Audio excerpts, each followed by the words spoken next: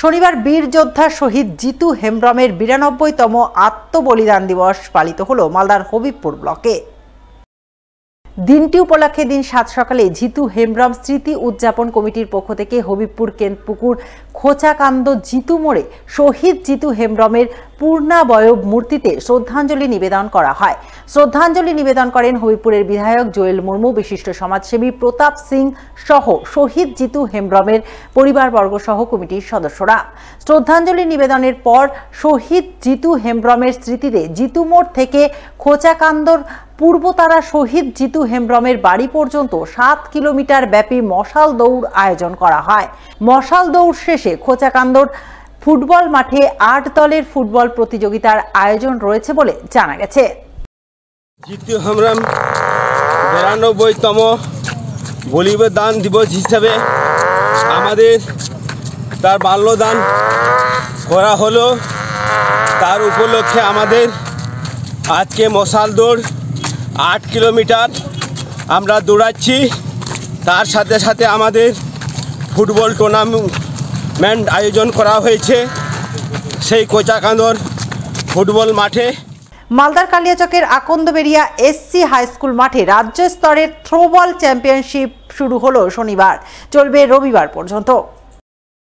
এদিন আকন্দবেড়িয়া SC high school মাঠে রাজ্য স্তরের থ্রোবল চ্যাম্পিয়নশিপের আনুষ্ঠানিক উদ্বোধন করেন কালিয়াচকের এসডিপিও ফয়জল রেজা ও বৈষ্ণবনগরের বিধায়ক চন্দনা সরকার। এই প্রসঙ্গে জেলা থ্রোবল অ্যাসোসিয়েশনের সম্পাদক আতিউর রহমান জানান, আকন্দবেড়িয়া হাই স্কুলের ৭৫তম বর্ষ উদযাপন উপলক্ষে রাজ্য স্তরের থ্রোবল চ্যাম্পিয়নশিপ আকন্দবেড়িয়া হাই স্কুল মাঠে আয়োজন করা হয়েছে। এতে রাজ্যের বিভিন্ন জেলা থেকে ছেলে মেয়ে মিলিয়ে মোট ১৭টি দল অংশগ্রহণ করেছে। এই চ্যাম্পিয়নশিপে ছেলে এবং মেয়েদের যে দল চ্যাম্পিয়ন হবে তারা আগামীতে তামিলনাড়ুতে আয়োজিত জাতীয় স্তরের থ্রোবলে অংশ নিতে পারবে। Akandabari SC high school platinum jubilee উপলক্ষে state senior invitation platinum cup অনুষ্ঠিত হলো আকন্দবাড়ি এসসি হাই স্কুলে। এখানে প্রায় ১৭টি টিম বিভিন্ন ডিস্ট্রিক্ট থেকে ছেলে এবং মেয়েরা খেলতে এসেছে। Akandabari SC high school Bholachak Malda state level senior throwball খেলা চ্যাম্পিয়ন হবে।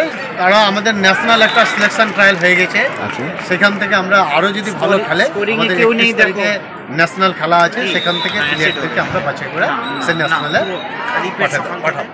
গত বছরের মতো এবারেও মালদার রতুয়া ১ নম্বর ব্লকের মহানন্দাটোলা অঞ্চলের কাটাহা দিয়ারা এলাকায় শুরু হলো ৭ দিন ব্যাপী শ্রীমদ ভাগবত পাঠ অমৃত কথা।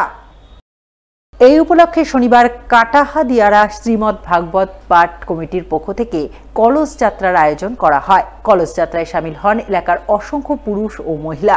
সকলে মিলে গঙ্গা থেকে মঙ্গল ঘট ভরে জল আনয়ন করেন। এরপর মঙ্গল ঘটের জল দিয়ে পুজো পাঠের পর শুরু হয় ৭ দিন ব্যাপী শ্রীমদ ভাগবত পাঠ অমৃত কথা, যাকে কেন্দ্র করে এদিন উৎসব মুখরিত হয়ে ওঠে গোটা কাটাহা দিয়ারা এলাকা।